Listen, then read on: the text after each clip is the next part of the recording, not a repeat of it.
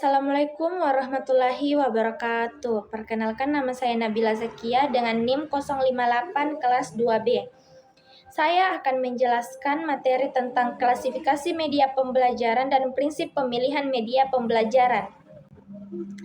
Klasifikasi media pembelajaran berdasarkan pengadaannya. Media pembelajaran dapat diklasifikasikan berdasarkan bagaimana media tersebut diperoleh atau disediakan pendidik atau institusi. Pemilihan media pembelajaran berdasarkan pengadaannya harus memperhatikan faktor seperti tujuan pembelajaran, ketersediaan anggaran, waktu, serta karakteristik peserta didik. Klasifikasi media pembelajaran berdasarkan pengadaannya ada dua, yaitu yang pertama media belajar siap pakai. Maksudnya itu perangkat atau bahan yang telah dirancang sedemikian rupa sehingga guru atau pendidik dapat langsung menggunakannya dalam proses pembelajaran tanpa perlu melakukan pembuatan atau modifikasi. Contohnya yang pertama media cetak. Media cetak itu ada juga beberapa contoh, yaitu seperti buku cetak, poster. Yang kedua media visual non-cetak seperti alat peraga praktikum dan flashcard. Yang ketiga itu media audio seperti lagu edukatif, lagu yang diciptakan dengan lirik berisi materi pelajaran. Yang keempat, media audiovisual seperti video pembelajaran, presentasi PPT. Dan yang kelima, media interaktif atau digital, seperti aplikasi pembelajaran online. Yang kedua itu media pembelajaran buatan sendiri. Maksudnya, media pembelajaran buatan sendiri adalah segala bentuk alat, bahan, atau sarana yang dirancang, dibuat, dan dikembangkan secara langsung oleh pendidik atau guru untuk mendukung proses pembelajaran. Contohnya itu seperti media digital sederhana, seperti membuat kuis online, menggunakan Google Form, quizzes, dan lain-lain. Yang kedua itu membuat miniatur sederhana, misalnya model tata surya dari styrofoam, miniatur gunung dari kertas bekas, dan diorama ekosistem dari kotak kardus. Dan yang ketiga itu flashcard buatan tangan, seperti kartu yang berisi kata, gambar, atau simbol yang digambar atau ditulis sendiri. Klasifikasi berdasarkan ragam kemasannya. Yang pertama itu media cetak. Media cetak adalah media pembelajaran yang disajikan dalam bentuk tercetak di atas kertas atau bahan serupa. Contohnya itu buku cetak, modul ajar, dan poster edukasi. Yang kedua itu media siaran. Media siaran adalah media yang menyampaikan informasi atau pesan melalui gelombang elektromagnetik yang dapat diterima oleh banyak audiens secara bersamaan. Contohnya itu radio pendidikan dan TV edukasi. Yang ketiga, media audio. Media audio adalah media yang hanya mengandalkan indera pendengaran untuk menyampaikan pembelajaran. Contohnya lagu edukatif dan rekaman suara.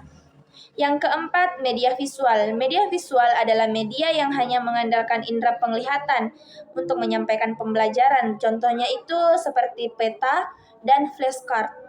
Yang kelima itu media audio visual.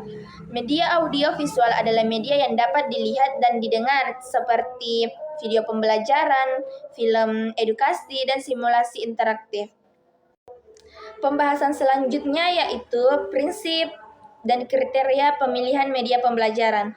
Pemilihan media pembelajaran yang tepat adalah langkah krusial dalam mencapai tujuan pembelajaran yang efektif dan efisien.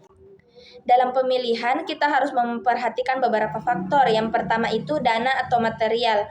Faktor dana atau material merujuk pada ketersediaan anggaran finansial dan sumber daya fisik yang dimiliki institusi pendidikan atau guru.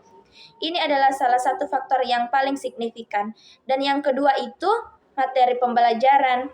Sifat karakteristik materi pembelajaran serta tujuan pembelajaran yang ingin dicapai sangat memengaruhi jenis media yang cocok. Yang ketiga, peserta didik.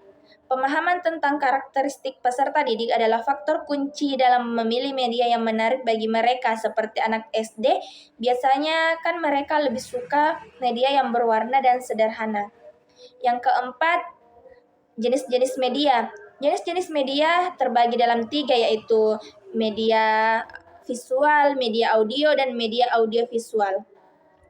Ukuran ketepatan pemilihan media pembelajaran ada 4. Yang pertama itu kesesuaian dengan materi, yang kedua kesesuaian dengan karakteristik siswa, yang ketiga kesesuaian dengan gaya belajar siswa, dan yang keempat kesesuaian dengan fasilitas pendukung.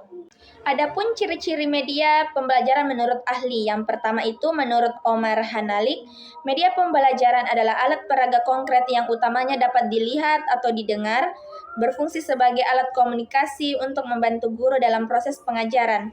Dan yang kedua itu menurut Gendler, media yang efektif adalah media yang mampu memenuhi berbagai fungsi instruksional yang diperlukan untuk memfasilitasi proses belajar siswa. Adapun penyebab orang memilih media pembelajaran, yang pertama itu bermaksud mendemonstrasikannya seperti halnya pada kuliah tentang media. Yang kedua itu merasa sudah akrab dengan media tersebut, dan yang ketiga ingin memberi gambaran atau penjelasan yang lebih konkret. Adapun kesimpulan yang dapat diambil dari materi tadi yaitu klasifikasi media pembelajaran membantu kita memahami beragam jenis media yang tersedia berdasarkan karakteristiknya seperti visual, audiovisual, dan interaktif. Pemahaman ini membuka wawasan tentang potensi unik setiap jenis media dalam menyampaikan informasi dan memfasilitasi proses belajar. Di sisi lain, prinsip pemilihan media pembelajaran memberikan panduan praktis agar kita dapat memilih media yang paling tepat dan efektif untuk mencapai tujuan pembelajaran yang spesifik dengan mempertimbangkan faktor-faktor seperti karakteristik peserta didik, tujuan pembelajaran, ketersediaan sumber daya, dan efektivitas biaya. Mungkin itu saja yang dapat saya sampaikan. Sekian dan terima kasih. Assalamualaikum warahmatullahi wabarakatuh.